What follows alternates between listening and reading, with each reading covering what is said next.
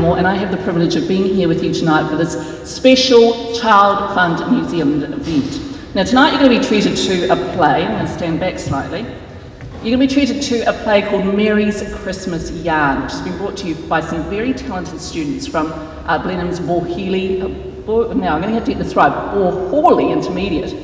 Apparently I mispronounced that all day, but then of course I thought, well, why wouldn't you want to be part of this special group? So luckily I didn't have to start the story. That was Carol Hirschfeld. She had the tricky task and she did a great job.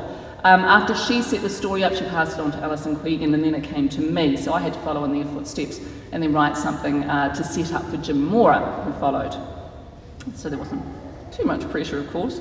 I was a bit cheeky in my chapter. I used the names of my stepson and some of my nieces and nephews as the characters.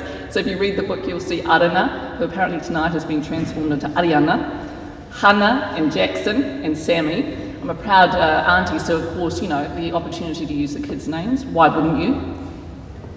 I handed my chapter on to Jim in such a way as to force him to use the names of some of those characters. Don't tell him that I manipulated him.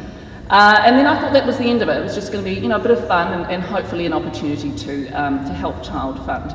But late last Christmas, our little story was published into a book, and now I'm here tonight. And it seems that of the talented students from Borhorley Intermediate, who are under the tutelage of Eddie, they've turned it into a wonderful script. It was good enough to convince a talented director like Alison Quigan to direct some special New Zealand actors to perform it. So Alison, where are you? Would you like to take it from here? Our writers for tonight. And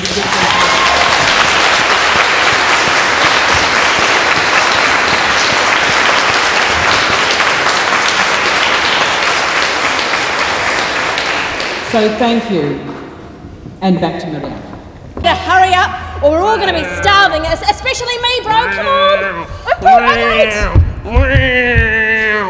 I'm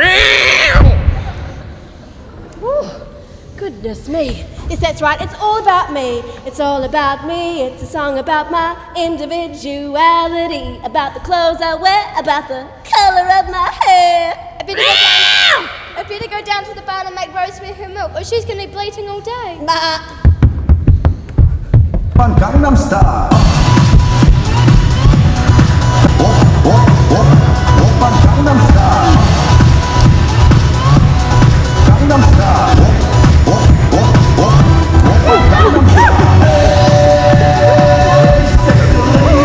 Here you go, Rosemary, your morning treat. Gangnam Style. You silly little lamb, there's no attack. Here you go. The phone's for you, love. What are you doing to that poor little lamb? Sorry, little Miss Rosemary. For me, who is it? It's Mad Aunt Morag. Hey, Aunt Morag, I'm using Mum's iPhone 4S. Want to Skype? We'll say something on the barn now.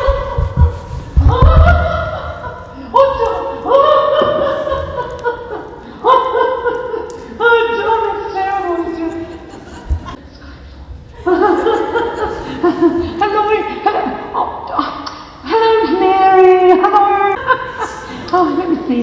Oh, well, we're back in the city of sales, all the way back here, all back in Orcas.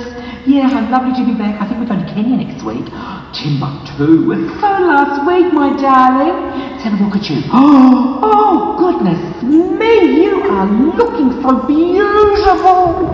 What's been going on? Someone's been rubbing milk off that sheep all over your little face. You're so gorgeous. Oh, little Missy. I do love you. Through the grapevine, my darling sheep of yours.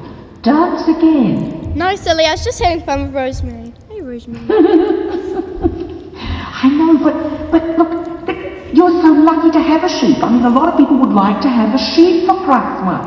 Why did round the barn? Round the barn? I don't want to bleat, but I'm the best rapping sheep. Yeah? In the barnyard, yo, I'm going solo, and I know how to rap, yo. Boom, RG. Yeah!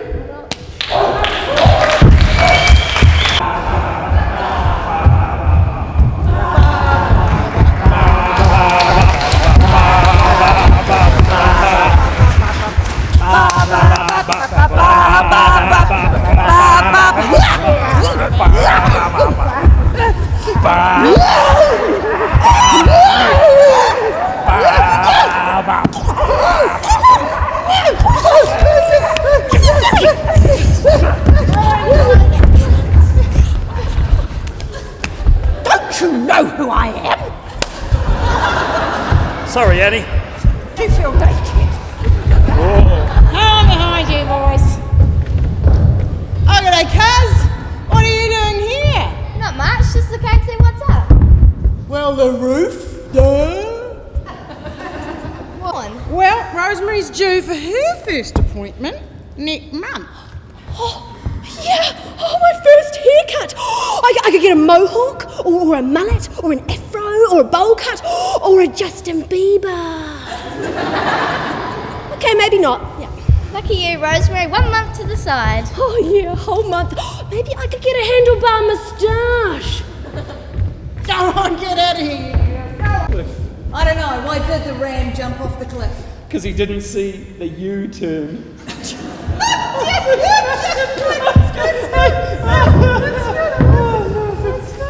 Hello. No, you!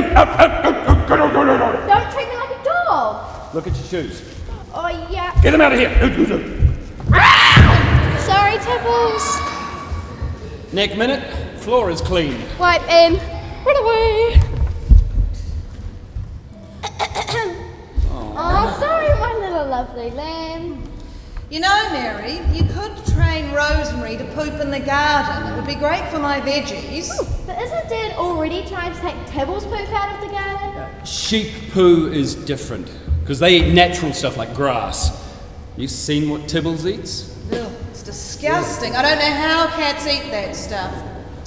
You'd never believe it, but I read in the newspaper the other day that they're even making paper from sheep poop now. How can they do that? Well, apparently they wash the poop and then there's just fibres left and so they can make paper. In the paper to see come up with a new tongue twister. Oh, I know a good one. Picked a peck of pickled peppers. Actually, honey, the full thing is Peter Piper picked a peck of pickled peppers. Did Peter? Hey, did you hear the one about the two sheep who walked into a pub? No. Yeah, you think one of them had seen it? Ah, g'day, Mary. How's Rosemary getting on? Oh, Angelitistic. yeah, well, I better put this down before I eat it all. Gee, she is getting big. Oh, she would be very useful to those families over in Africa where Morag and I worked. Africa? I don't want to go to Africa. Why can't we go to, like, Disneyland or Paris? In what way? Well, families could use lambs like Rosemary for food. Or grow them on to be big sheep and then sell them for money. Oh, yeah, and then we could afford to go to Disneyland. You're going to sound like Rosemary? Oh, your little Rosemary. Wait, does that mean we're not going to Disneyland? Well, you know, other sheep would be very, very useful to those kids over in Africa because then they could stop working and they could go to school instead. If you go to work, I could buy the new iPhone 4s and the iPad Pro and the red shoes. Okay, don't get excited. Money to kids. They don't work to get money, they work to eat. Can I get my food for free right from the kitchen fridge? Oh, and how does the food get to the fridge? Oh, look at the time. News time. Where's the telly gone?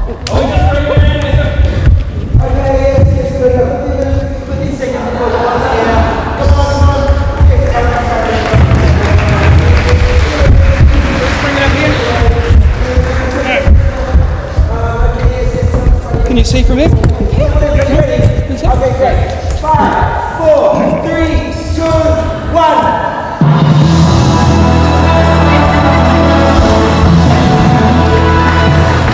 Bonji, good evening.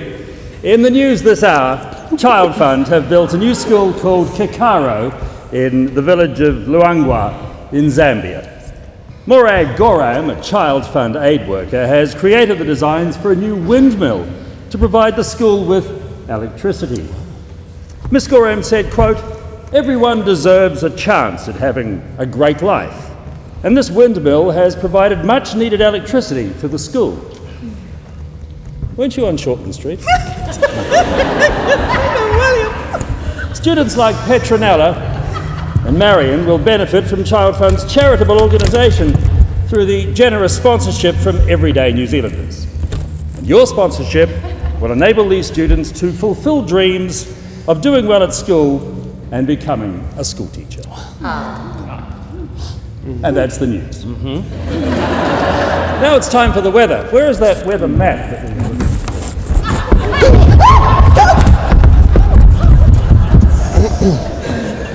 To the weather. It's going to be hairy today.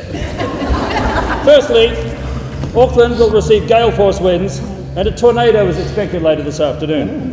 The freak blizzard in Ohakuni has led to the ski field staying open for another week. The weather office says there'll be a white Christmas for some. However, with global warming, a high of 26 in Te Aroha, Motueka the same. Blenheim today, a double rainbow. I wonder what that means.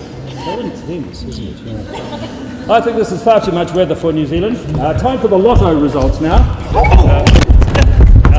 In breaking lotto news, a printing glitch and a computer glitch, and 1 million people have won First Division. So the winning numbers are 21, 11, 2, 5, 8, 22, and the bonus number is 29.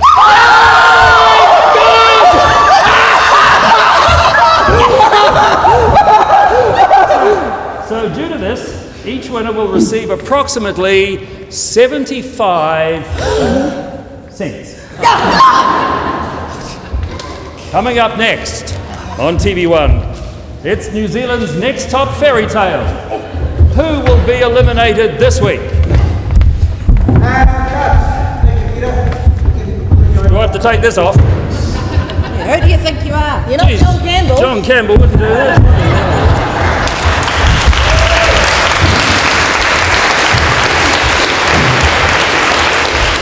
And I cannot believe that they didn't vote off Sleeping Beauty. She was... Right. Okay, Mary, come sit down. It's time we have a little lamb and sheep talk.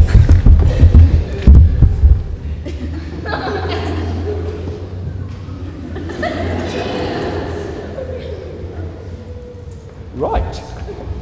Well, this is very important. I think that this is women's business and your mother should answer it.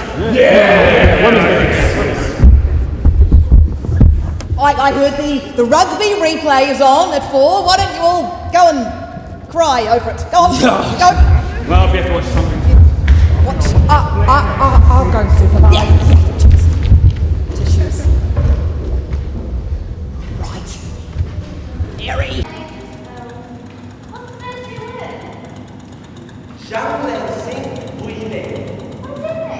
Merry Christmas. Okay, I better get going. 6 weeks later.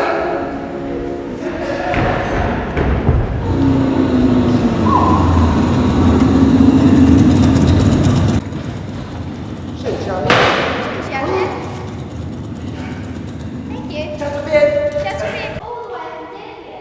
It's even better than the iPhone I got for Christmas. Barbara, she wrote me from Leatherhouse, England, and she got to go to Disneyland. Rosemary, I'm going to say this one last time.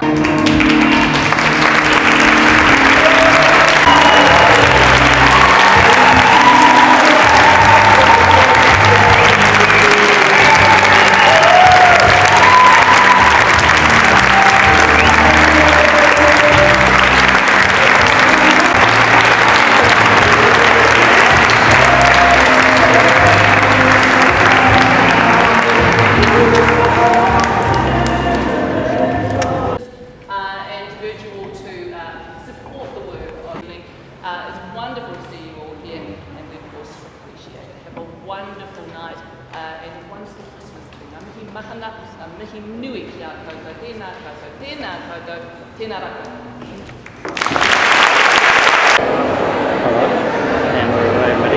Oh, it's been such a fun night, really good turnout too. I especially love the rapping sheep and the breakdancing cat in tonight's show. It was such a great adaptation of the book Mary's Christmas Yarn. Particularly enjoyed seeing Peter Williams working without an auto cue. That was something. It was very cool. Yeah, okay. Okay. So what do you want to ask me, Nick? You mean I have to ask my own questions as well and give my own answers? Yes, you do. All right. And what's your thoughts on your new reading television and hearing what's played? Oh, this has been a lot of fun. It's just been an absolute privilege to work with the likes of George Hanari and Annie Whittle and Laura Hill, people who are just household names in New Zealand acting, and yeah, it's just been fantastic fun for a wonderful cause.